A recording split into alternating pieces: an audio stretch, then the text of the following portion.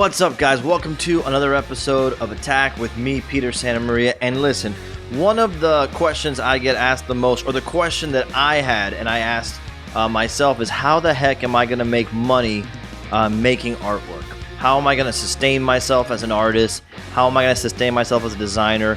Will I always have to have another job? That's a question that I think goes through a lot of the minds of people who have dreams and visions for any type of entrepreneurial encounter. So for me, it was to be able to make money as an artist. And one of the people who really helped me think differently about how to build Attack Peter into a brand that, eventually landed me an opportunity with Skybound was Chris Do, this week's guest, right? So Chris Do is, among many things, an entrepreneur, a CEO of a company called The Future. And The Future, their goal is basically to teach creatives how to be entrepreneurs successfully. I think everything he has to say in this conversation applies to people of all walks that are trying to build a business or a brand, but especially to artists and graphic designers. And for me, people who are willing to share this kind of knowledge with experience to back it up, they're rare. They're generous, and I'm so grateful for them. On top of all that, Chris is just a great guy, and I'm so grateful he agreed to do this conversation with us, to have this conversation with us. So watch this one. This is food for your brain. Let me know what you think in the comments below. Like, subscribe, share this with someone else. We need to help each other out as artists and creators. There's no need to have a famine mentality. Share this with other people. It's going to be super helpful. All right. I love you guys. Talk soon. All right, dude. So first of all, thank you so much for doing this. I really, really appreciate it. If people, I didn't know what you were about and who you were before we met. I have to be 100% honest. When we met in Comic-Con, my brother was a big fan of your work, and he told me about what you do and all that. But if you could tell people what you do and how you introduce yourself and what you do as professional. Sure. My name is Chris Do. I'm the founder of two companies. The first one was called Blind, and we did motion graphics. We made commercials and music videos for some of the biggest bands and the brands in the world.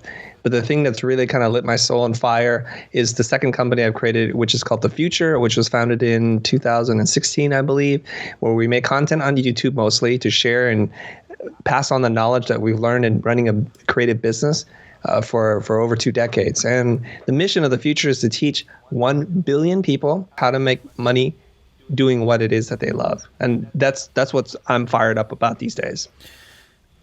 I think when we met at Comic-Con and we spoke for a little while, we were talking about, obviously, the booth that I was in, my artwork and stuff like that. But after the fact, I looked you up. My brother reaches out and he goes, "Hey, dude, Chris Do follows you." And I'm like, "Yeah, he's a cool guy I met at Comic-Con. What about him?" He's like, "Oh, no, dude, you got to go look him up." I'm like, "What?" Okay, so when I started to look up your stuff, the funny thing, because my brother's a teacher, and but he has like this natural design ability. He's been designing websites since GeoCities days and all that kind of stuff. And he has an interest in all that, and so he knew your work.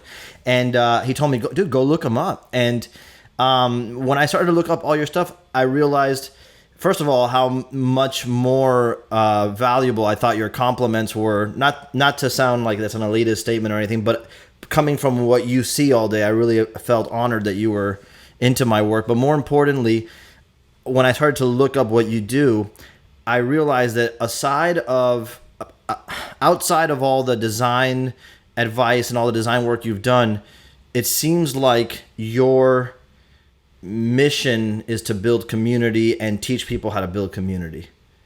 And I don't know if I was reading that right or if you agree with that, but that's the first thing that I'm like, okay, I love this guy. Because there's a bunch of people who are talented, skilled, and able to teach concepts, but that concept to me is most important, and it's often not present. And Well, thank you, man. Yeah. I appreciate totally. that. Do you feel like that's important for you? Yeah, and I want to, let's take a big step back here. Teaching has been always a big part of my life and how I define myself. I taught for 15 years before I even made my first video. I taught at Art Center, I taught at Otis, and lectured at Cal Arts and other Cal State schools during that entire time. But I realized something, that the amount of people I could reach by sitting in a room full of, and let's just say pretty privileged people, because the tuition is extremely high, and that I was only making a relatively small impact. And it was my wife who challenged me, because she would go to my classes and sit in, and we went to school together, so it's not like she's some neophyte when it comes to design. And she said, I see you now why you're so passionate about teaching. I see you light up. I see their eyes light up. And the amount of energy and laughs that you bring into it, this is special. You need to think about how to do this on a much bigger scale. She didn't have the answer, nor did I. And my first response was to be a little bit offended.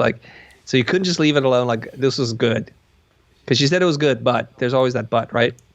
And ultimately, weeks, months later, started making content on YouTube. Of course, it didn't connect for me even in those days. But when content started to hit, I was like, gosh, maybe there's something else that's out there. And all the fears that I told myself about exposing what it is that I know, the possibility of alienating clients, which is a very real possibility, because I say some crazy stuff sometimes. And that was what was preventing me. Plus, you have that heavy dose of does anybody care about what it is I'm saying? Do I have value to offer the world? And will anybody show up? Because what is it that we see predominantly on places like YouTube?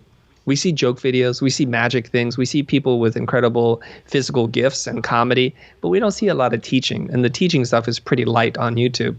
So we're going zag when everybody's zigging. And it was just one of those things where I'm just not sure it would work. Thankfully, because we didn't quit, we stayed in the game, and we started to build this community. And it's gotten to such a really cool point, a place that I never thought it would get to, Peter, which is people send you notes on a daily basis saying, man, the most I ever charged was this, and now I'm doing 6 times as much, and it was because I watched your content, or you gave me the confidence, or I was thinking about quitting, and I changed my mind. Thank you for doing what you do. And it's been a small but growing audience throughout the entire world. And it just, if you want some fuel to get you out of bed on a bad day, those kind of notes drive you. 100%. And there's a lot to unpack with what you just said, because on one hand, I'm learning as I'm doing these videos to make sure that my audience watching this knows as much about you as I do, and I take that for granted. But definitely, I want to point out you're a designer first. Is that what you would say? Would you say that you're a designer first? Yes. Okay. And I'm a classically trained graphic designer. Yeah, and that stuff is gorgeous and super professional looking and really inspirational on its own right. But what I want to focus in on today is what you're doing in addition to that. And so when you talk about how what drives you is the feedback you're getting from people, I equate that to the natural blooming flower that is generosity. And I feel like that's what comes through most. And to me, when I'm meeting people in this creative industry, I notice that's not... There are definitely a lot of generous people, and in places you would be surprised to find them. But it's not 100% common, and I always wonder why that is scarce, and what made you confident to use that generosity and to teach people? Because in my opinion, not in my opinion, what I hear often is people say, why do you want to share what you've done? You're going to create your competition. I'm a teacher. Yeah. So that's, it's the opposite of what I think. But not everybody's been a teacher. Not everybody's been in that situation to share and watch people grow. How do you handle that when people ask you that or talk to you about it? Yeah, this is a good one, Peter. That's an excellent question, because I hear this all the time. I hear it all the time. And here's the weird thing that you wouldn't expect people to say. I watched his videos and he's giving away too much. Something is up. He's up to no good, which is what? He's playing some other kind of game here, people, and wake up. I'm like, what other game is there? There's no hard sell. There's no sale. You just watch the videos I teach you and you pay nothing. You might have to watch a few commercials, but other than that, you paid nothing to watch his stuff. And they always think something else is going on. The narrative that they tell themselves, and this is the dangerous thing about how we work. When we don't know, we make up stories. This is how superstitions start, right? It's like, I wore that shirt that day. I tied my laces backwards this time, and we won the game. So you start to say to yourself, Maybe that's why there's a lot of mistaking correlation with causation. Yeah. Because these things happen. So the narrative that some people will say is, I bet because he couldn't hack it, making whatever it is, like he's no longer in the game, so this is not relevant anymore. It's like, oh, okay, if that's what you want to believe.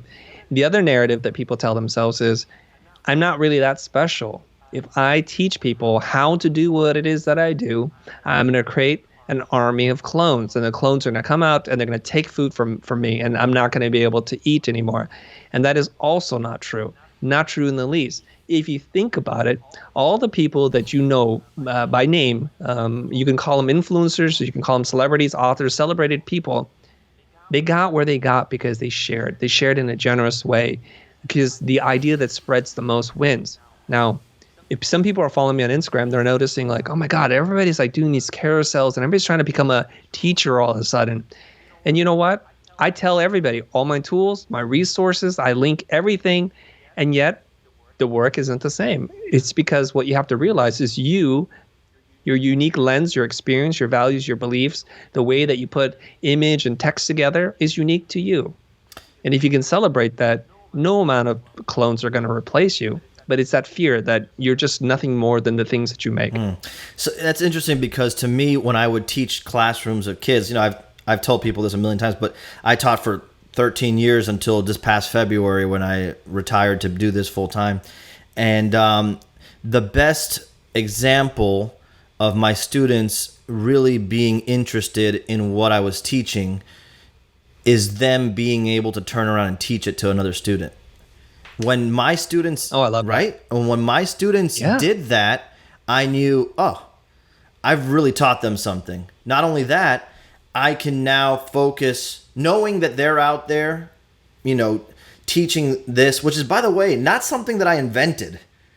Everything that I teach has been around forever. Maybe I just filtered it the right way for the right audience. But when they're out there able to teach, I'm able to maybe focus on people who haven't understood the message yet or haven't understood the concept yet. And it helps me sharpen and focus more. And so when I see people, if there are people out there emulating what you do, I think it's 100% positive, but it's also naive to think that it's like you invented an ideology. True. You've used something that's worked for you and that you are 100% on, and you're just sharing it. You're paying it forward in a way, right? Would you agree to that? Yep. Yeah. 100%. And to anybody that by the way, this is a funny anecdote. The other day I tried to do exactly what you just said. Where is the buy now button on the Chris Do stuff and the future stuff, which is one of your companies? There's nothing very easily accessible to buy. And so for anybody that thinks that, it's just not. It's just the idea that you probably, like me, I get off on sharing what I know to other people because I know it creates a ripple effect of growth and positivity. And I can insulate myself with that kind of cool kindness and growth that way. Mm-hmm. And so that's just something I wanted to put out there. But, I didn't know until recently that you and the company that you started, I don't know when you started Blind, but Blind was your... 1995. Okay. So that company was a design firm? Yep. We mostly make commercials. So the term that we use in the industry is a motion design firm. And we would do production and post-production on mostly commercials and music videos. And so one of those music videos that I was listening to an interview that you had done was for Gnarls Barkley, Crazy? Is that right? Yeah. So that's pretty right. amazing. And I feel like when people read those kind of things on a resume, what's missing is how did I get to that point and what happened after that point that was important. And I don't know if you could illustrate that or explain that. Sure. There's a really good story behind the Crazy music video. There was a director who approached us. His name is Robert Hales. He's British. He's a graphic designer. And he gave us this treatment. And he talked about this Rorschach test. And it's a one-page treatment. And this is very typical of music video directors. And my executive producer at that time, his name is Tino. He's like, Chris, I got this crazy treatment. They only have this amount of money, and it's not a lot. Let's say it's $15,000, and that's about a tenth of what you would need to make a video like that. And he says they said it needs to be done in 11 days. And I read the treatment, and I fell in love with the treatment. It's like Rorschach test, crazy. This is brilliant. It's like where form meets function, and it's so integral to the song. And I told him, I know it's Friday. I know you want to say no, but I'm going to encourage you to look again to see who here can do it and put a team together, because I'm going to tell you right now, in 2 weeks, when you see this video air and it's somebody else who did it, you're going to wish you could do this again. And he's like, all right. And he gets back into it. So it was led by my creative director at that time. Her name is Vanessa Marzaroli.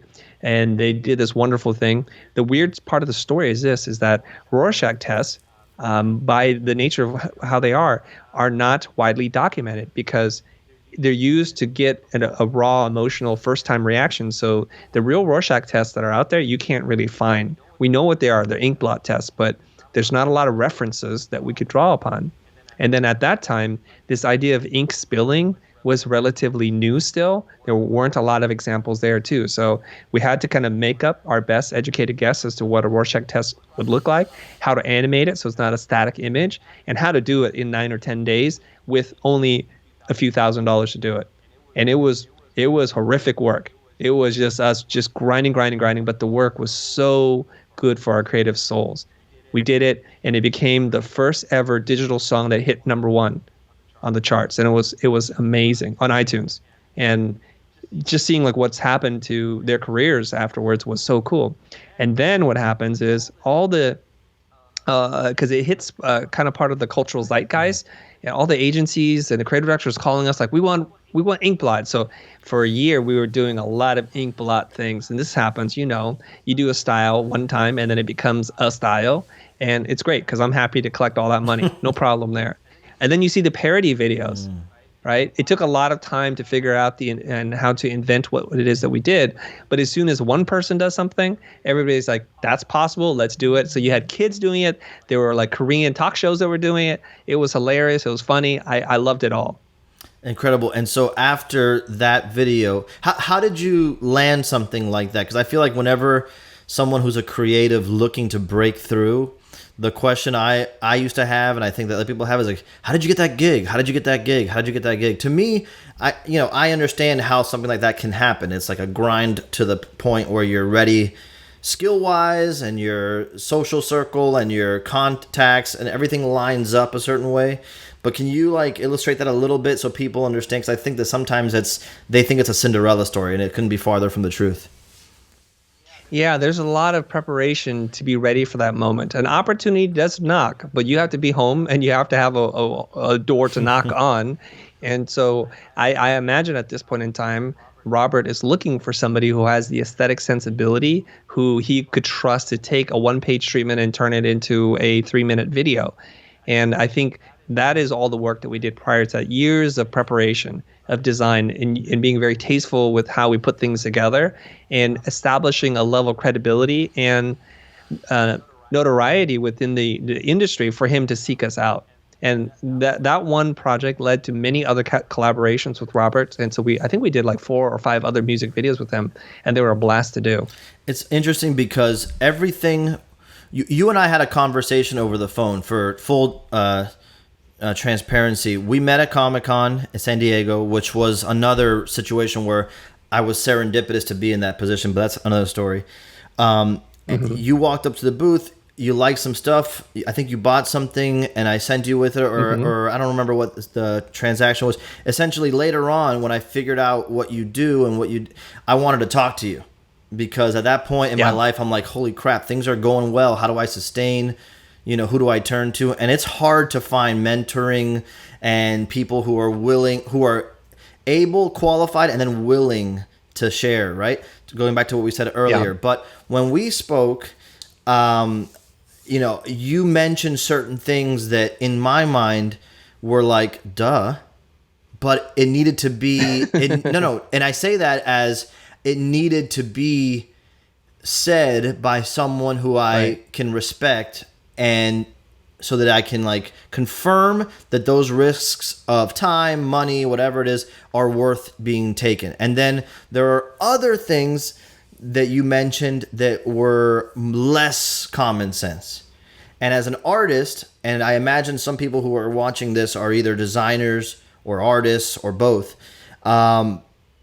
hearing things like maybe you need to work on scarcity. Maybe you need to re-examine your price point, was so like, God damn, that's something that I would in the past be like, I don't have any right to make my work scarce. I don't have any right to make my work more expensive / valuable. And I don't know where that comes from. I don't know where that comes from because it's not logical in any way.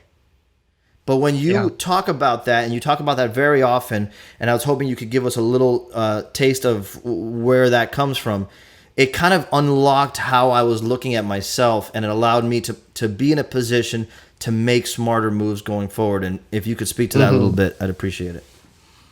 Sure, yeah. The first thing I wanted to say is that a teacher or a consultant will tell you how to do it their way.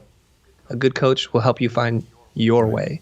And what you were saying, and I laughed because it's true. It wasn't, I know where you were going with the story, which is inside of you existed the answer. You've always had the answer.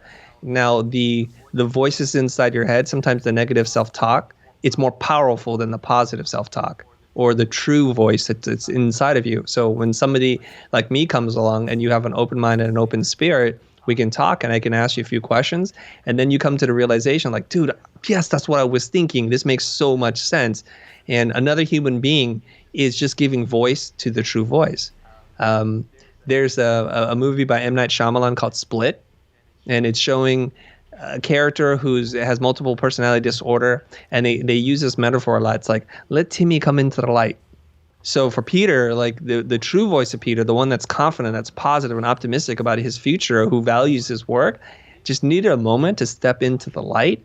And that's all I need to do is like, how many Peters are inside of you, and just invite that person to step in. The part where you start to say to me, Peter, where I don't think I can charge that much, or maybe like, who am I to ask for this kind of money? I don't see myself like I see those other people. And I was talking to this guy, Matt Essam, and he was telling me this thing, and I loved his way of framing this. It was really powerful. He says, whatever your favorite movie or character is, if you've watched it too many times, you become desensitized to it. Like, you know how kids will watch a video or a clip over and over again? As adults, we're like, what are you doing? Your brain is turning into mush, right? But this is the story. This is your movie, and you've been living it all of your life, so you have zero appreciation for it at all. 100%. It's like, it's not a masterpiece to you because it's something that you've seen a gazillion times. Some stranger walks up and looks at your art, looks at your career and body of work, and they say, like myself, when I stumbled into your booth, like, wow, this is fresh. This is different. This is interesting. It's a fusion of old school technique with modern sensibility, typography and image brought together, American meets East and Japanese pop culture. There's a lot of wonderful things there. So I just walking in with no setup for your story. I can see you for who you are and say, wow, this is different. This is unique. This is cool. And there's a price for that. And the price should be higher than what you're charging. And so we got into a little bit of that mentality. So we're not good at recognizing our own gifts. We have almost no appreciation for our own story in the world. And we think, it's pretty easy for me. I do this intuitively. I do this for joy. Why should I even be paid for this when people are digging ditches in the world and on the front line of this medical crisis that we're in? Who am I to deserve this? It's 100%. So it takes sometimes. I'm sorry. Sometimes it takes an outsider to look at you, to hold a mirror up to yourself and say, Peter, do you see what I see? And that's when that moment happens. And if you can accept that, your life can change. It's 100% the case. And it's funny because it's not like I'm anybody who knows me knows, if anything, I'm the opposite problem, which is I think I should go in and audaciously ask for more than maybe I deserve at any given moment. But the funny thing is, growing up, I've always looked for mentors. Always. I have like a fascination for mentoring. I want it. It's something that I never, as many teachers as I had teachers that were great for certain things, but very rarely did I have a teacher that was qualified in what I'm interested in. And so, creating artwork and making a business, that is two things that are often separate. And in fact, one of the questions I had wanted to ask you is, how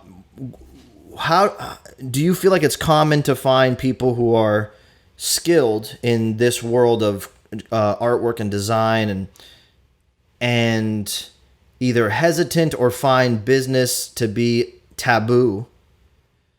And because I was just ignorant to what I could be doing. But I find that a lot of my peers, even discussing the business of what they're doing and how they look at their business, is just like, it's like almost like it's not punk rock type of thing. You know what I mean? And Right. And so to me, all I want to do as someone who spent 13 years professionally trying to break in full time into this realm is, how do I wake up every day and not have to do anything else? Because I'm willing to bleed and sweat and everything to do this every day, whatever it takes, whatever it takes. So you're talking about this diametrically opposed force that's pulling us in two different directions, and let's examine both. If I understand correctly, and please correct me if I don't. There's one side of you who yearns for to be this creative voice in the world and let that just be your thing to do. And there's this other side of you who hates and loathes the business aspect because you think it cheapens what it is that you do, and you got into creativity. Not me. To escape that. Not you personally. Right. But this thing with artists, right? And they fight this, and this is the problem.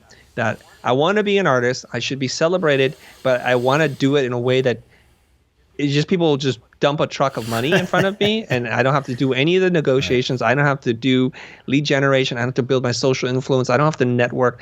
I don't want to do all that stuff. And it's because I think most of the time, creative people are generally introverted. They're loners, and they like to think and just do work by themselves. So everything that goes against that makes them uncomfortable. And so the idea of just even talking about money or designing a business for your life and the work that you do, you don't want to do that. And that's the horrible part. It's like this two threads of a chain or a rope intertwine.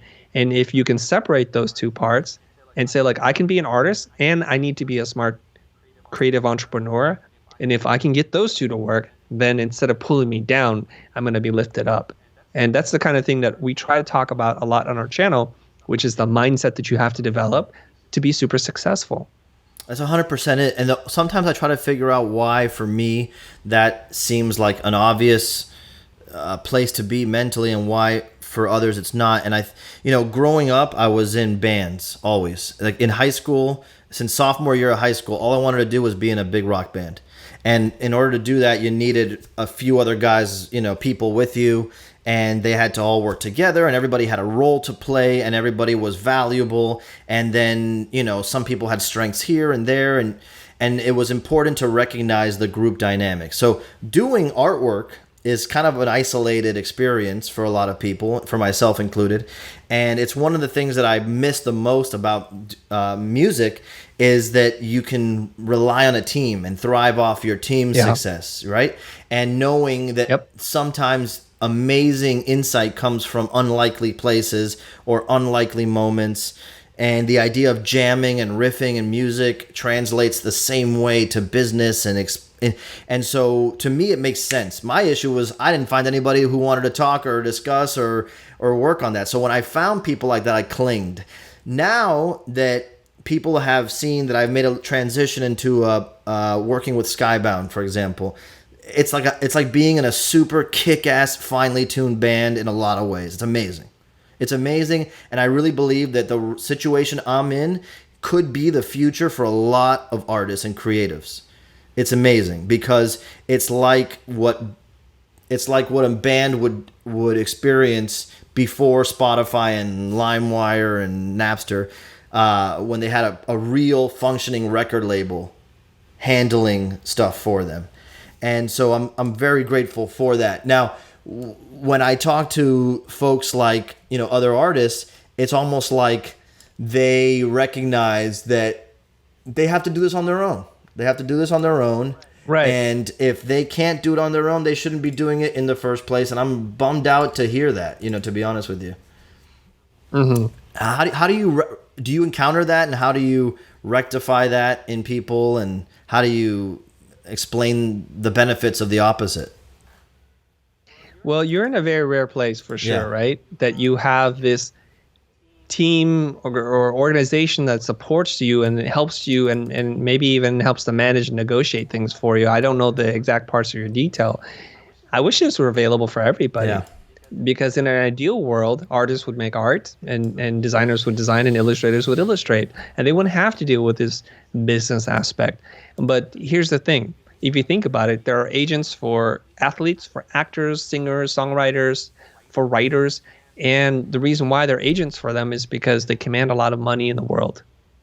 So if I'm a really talented attorney or an agent or a business person, I want to go where the money is. That makes a lot of sense. If I do one deal with Tom Cruise, I'm going to take care of my family for the whole year plus some, right? And so the problem is an artist, what's their value in society today? That's the problem. I don't know how to change that part, but if you help an artist sell a painting for $10,000, let's say a commission, what's your percentage going to be? Like 30%? So let's say you make $3,000 on that. Man, you'd have to sell a lot of paintings with a lot of artists for you to be able to pay your bills this way, and this becomes very problematic. I'm hoping this will change. Unfortunately, the definition of art and who is an artist, it's pretty broad, and it's a lot easier to find people. So there we have something, an imbalance between supply and demand. There's a huge supply of artists, creative types, and relatively little demand because the opportunities for them are few and far between. That's the problem. Yeah, 100%. And it's really difficult as a creative to get into the mindset of creation and generating quality, whether it's artwork, design, etc. And then also saying, okay, but I also have to manage the social media. I have to make sure that I'm negotiating fair contracts for myself. And like you said, this situation that I'm in, I believe, knock on wood, is the future for people in my situation, because what I've been able to do in a short amount of time, people haven't even been able to see it yet, but we're going to start unrolling it. Part of it is this show. There's so much work that goes on behind the scenes of this show. I'm sure you know the work that it takes to just do a simple stream. And I had no experience with it. And I have a team that is doing incredible load lifting, so I can just show up, talk to you, share knowledge with people in in a situation that's where we were at some point, or where we are going to be at some point, and then to be able to turn it off and go back. So I'm so grateful for that. And I think gratitude is part of it. And I think, the idea that if you're working with a team and if you're sharing your knowledge and experience with other artists, other creators, gratitude takes away some of the suspicion. Like, I'm just grateful that you're doing what you do. I'm just grateful. I hope you're making money, because that means you'll be here tomorrow doing it again. I haven't paid you anything, but I'm hoping, you know what I mean? So I'm hoping that happens. And the idea that we create community that way is so important and so impactful. It's really why I wanted to do this show. I didn't think I was qualified to have a show, to be honest with you. I still, what makes me qualified? Nothing. I have a camera. Okay. But the idea that what I have as a qualification is I've built a relationship with you. I've built relationships with other people who I find valuable. And to me, the show is just the most efficient way to say, guys, you got to meet this person. Guys, you got to hear what they have to say. And that to me is a virtual version of what I do normally anyway, and what you're doing. Right? But why is it that I have, and people like me might have that? Because I talked to a bunch of people. As soon as I started doing this, I was talking to all my artist friends. Guys, go start your YouTube channel. Who cares? Look at us. We're all stuck in our houses. We can't go and do comic. Go make your show. Who cares? Who cares what it looks like? Who cares if it's Zoom? Just make it and start sucking in public so you can grow. And why is it that I had, and people like me will have that mindset of, I'm an artist. Nobody wants to see me talk. Who cares? Yeah. It's like, shut up and make prints, dude. I promise that I will, but there's value here. Yeah, 100%. Yeah, so I think people, look, we live in this really strange little bubble as a creative person that we are our own worst enemy. We're our own worst critic. And I feel like I want to do this exercise with people, right? Like, I want to stand on stage and say to a room full of creatives and say, look, are you guys willing to go and do something really awkward with me? And they probably reluctantly say, yeah, whatever. I say, well, turn to the next person next to you. And it's like, oh, no, not one of those exercises.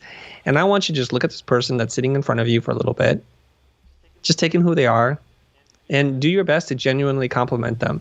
See how horrible they start to squirm in their chair. Like, we're not ready to receive that because we live in this place where we're much more used to the negativity. And so we keep perpetuating these ideas in our mind.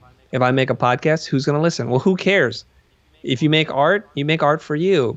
Podcasting is just another form of your art. Making a video, and it's going to suck. And you're right. It's going to be terrible. You'll have technical glitches. Your video will be offset, and the exposure will be wrong, and you'll be out of focus, and all those kinds of things. But if you can get through the 10, the 20th, the 30th video, you might learn something wonderful in the process. Now, here's how when I coach people, I say, look, we're going to take a piece of paper and fold it in half. On one side, you can write the word excuses really big. And on the right side, you're going to write the word progress really big. You get to choose what you put in each column. Okay? So if you say like, oh, nobody will like that, is that making progress or is that an excuse? Put it in that column.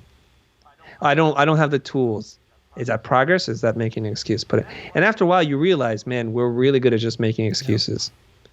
So at the end of the day, you just have to ask yourself, do I want to make progress today? And if you do it. If you're not, wait. But you could be waiting a really long time. 100%. And I feel like that is something that I used to deal with a lot with students making artwork. Because making artwork, if you don't know how to make art, if you're in art class in high school, for example, you're exposed. You're vulnerable. Yeah. Right? Because you don't have technique and you're usually involved with some form of critique, or the classroom environment is open. Everybody sees what's happening. Yes. Right? And it puts you in a vulnerable state. And so for me, one of the things that I knew was part of my skill set as a teacher was to, whenever I could, they knew what I did. They knew my artwork and my career on the side, is to explain all the failures I had constantly. And as they happen, if I told them, this weekend I'm going to do a show in Orlando, I hope I do this, this, and this. Sir, how did it go? On Monday, they'll ask. This went well, but dude, I really shit the bed in this area.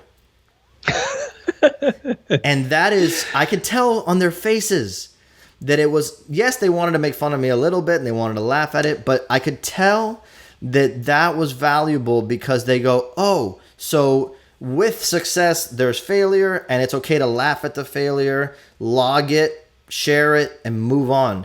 I always told them, I'm teaching you how to be my competition. I'm teaching you how to be my competition, but I'm never going to take it easy on you. And and you're supposed to be working hard enough to at some point overtake me, and I'm excited for that. And I can't wait for that. I can't wait to say, look at him go, right? And I feel that is a hard thing for people to share. It's a hard thing for people to accept.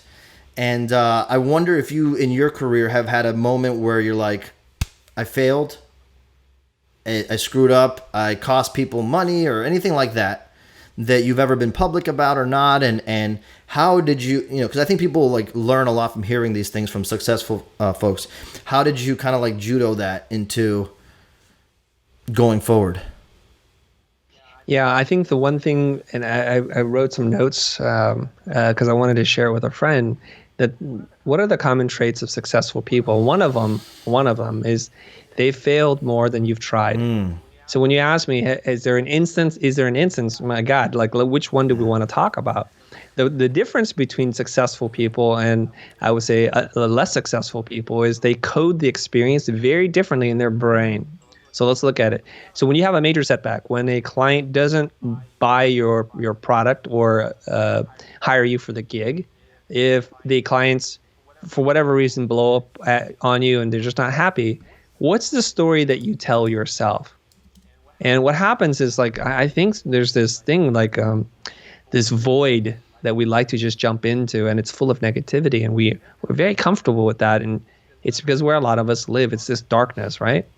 The successful people look at those things as saying, okay, that wasn't a right client for me. They don't tell themselves, I failed, I charged too much, I'm not worth it. They just say, I dodged a bullet, I think, because I don't want to work with people who value what it is that I do, because those people are most likely to have a pleasant experience with me and to be good collaborators. And that's what I tell myself. So one of the really big setback that I had was early on. I think it was the second year of doing business. I think I'm only in business for a year and a half at this point. And we had success very early. That's one of the dangerous things about success, because you think it was you who did it. That was just happened to be opportunity and a little bit of good old fashioned luck that hit you. And we didn't prepare. So what happened was, two of our biggest clients that accounted for more than 70% of our revenue within a 30-day time span of each other decided both that they're no longer going to be working with us. It wasn't horrible. We didn't do anything wrong, but these things don't last forever. And then I saw that there was no new business. And at that point in time, I had no salesperson. I had no lead generation tools. I didn't even know what the word lead generation meant back then. So let's forget about that. Basically, I had nothing in my pipe. Nothing was coming down. So I had, I think at this time, 4 people who worked for me, maybe 5. And I told them, guys, and they're all women, I have no more work. This client that you're working on, this client, we're done. They no longer want us to do anything. So I'm going to run out of money. I suggest everybody go get a job. I'll pay you into this period. And that was a huge learning lesson. And it's particularly relevant right now, okay? Because we coast along in life. We're always in cruise control. We just assume that everything's going to be the same, and we give our brains a break. We don't want to use all this energy because it burns too many calories for us. And in this moment in time right now, with this global shutdown, this pandemic, businesses are wrecked. Really big, multi-billion-dollar companies are going bankrupt right now. Some of them have decided to close permanently. It's because they thought yesterday is a pretty good indicator of tomorrow, and so they don't make that kind of preparation. So our business, and thanks for even asking that, is doing just fine. We do make money doing this because what we've been doing is teaching people online and providing a very cost-effective alternative to traditional education. That's what we've done. So we put in that work. So I've learned that lesson. Don't take things for granted, because things will change. And you'll see that every company that's doing really well right now, they either already had done the work, like in the example of the crazy Gnarls Barkley video, they had done all the work to prepare for this moment, or they were really quick to adapt to what's going on. They didn't sit there and say, well, how long do we have to put up with this stuff for? They just pivoted really fast and they executed like a mofo. That's amazing. It's something that I feel like is the best opportunity that we have as creators, is learn how you reacted to this time right here when stuff dried up, when a lot of your resources went away. Are you nimble? Are you ready for this? Because I think hopefully we won't encounter this level of interruption again for a while, but we could. We could, and I feel like this is the time. How did you weather? How could you have weathered better? One thing I heard or listened, I was listening to an interview you gave, and you mentioned that you come from a family of Vietnamese immigrants. And, yes. I immediately resonated with that because my family is Cuban immigrants.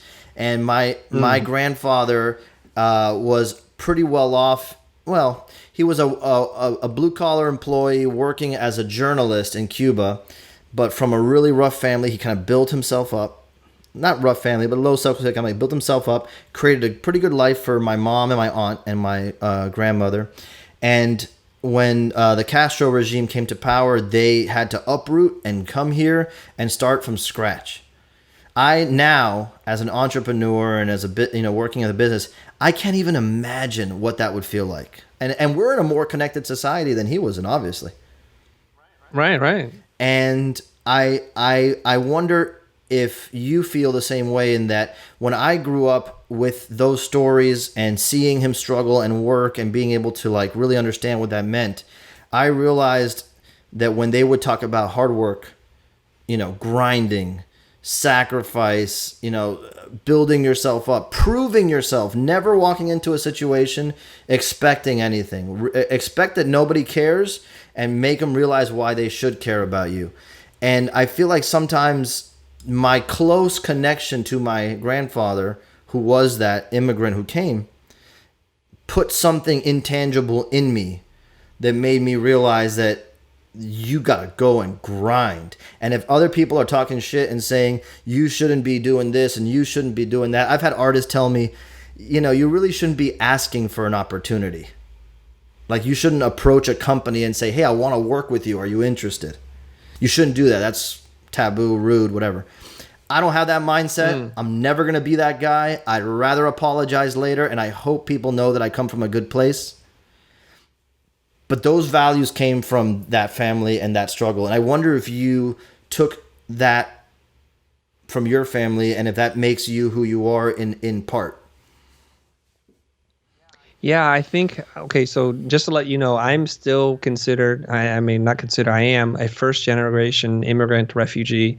And when my parents fled Vietnam, that was me. I was not born in this country. English is not my first language. And like you said, this is the very common story to almost every immigrant, which is you lose everything. You have to start over, especially if you're escaping political persecution, religious, otherwise, right? You just got to drop and go because your opportunity to get out is very finite. And you start over.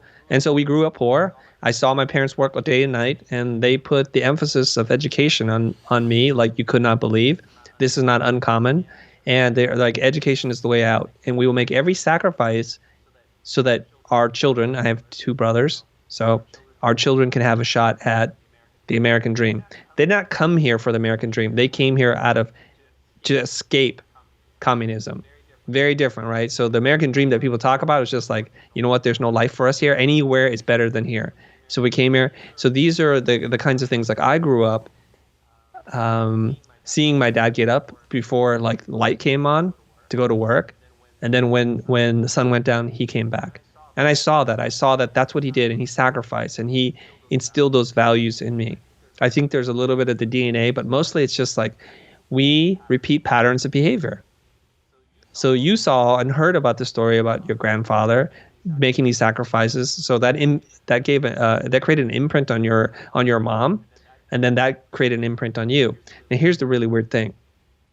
I don't have the stats on me, but people who are very wealthy, there's a very high percentage of them. I think 50% of their children lose all the wealth that was created because they grew up in that environment. They thought that money is just here and we don't have to be responsible and this is the way it always is. So they've never had to deal with hardship or finding their own opportunity like you have. You're a scrapper, all right? And so if 50% of them lose the wealth, then by the next generation, it's like at that point, it's like crazy, 75% have lost the wealth.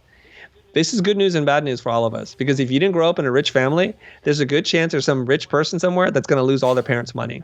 That's a good thing because that means that there's always going to be this recycling of who's in power and who has money. This is opportunity for us.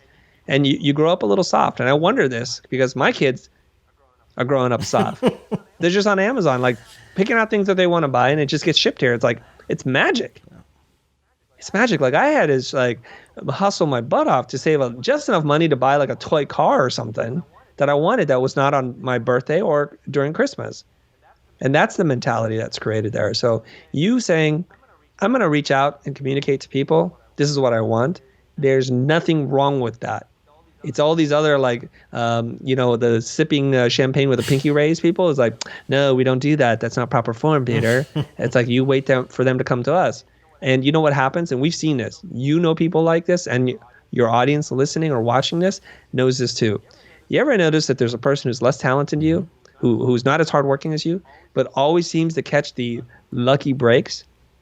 You notice that? It's like if the world were based on a meritocracy, you would be on top. But what they have that you don't have is gumption. They have brass. You know what? They just have moxie. They go out and they ask for things that they want. They're not afraid for somebody to say no. They're not afraid to say, go away. And that's what allows them to be more successful than you, even though they're less talented than you. Incredible. Well, Chris, I want to just thank you so much. I feel like I captured a little snippet of what you provide on a daily basis to people like me online. For anybody who thinks that there's any barrier to entry, just follow Chris online. Chris, where can they follow you? Where's the best places to follow you? The 2 best places to follow us are on YouTube by going and searching for The Future is Here, and The Future is spelt without an E. It's Futur. You can follow me elsewhere on social media on all the major platforms at the Chris Do, and that's spelled D-O. It's amazing, and I just want to tell people, if you're listening, if you're watching, there are few people like this in the planet that, in my experience, are not only willing to share their experience, share what helps them become successful, but also have the qualifications to do so. And also do it in a way that's consumable every day, quickly. And you're like one of the only people I have post notifications on for example.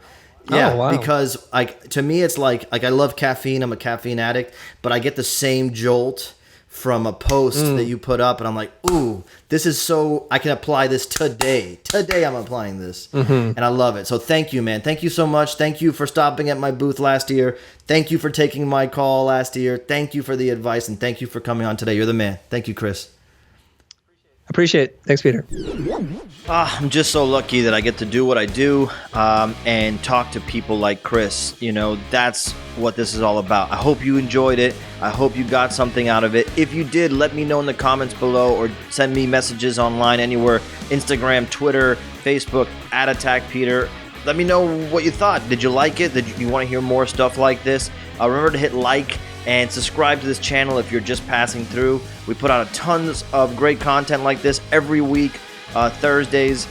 Check us out, and remember to go to skybound.com/attackpeter to join our newsletter and find out all our new updates before they launch. All right, peace out, guys. Love you.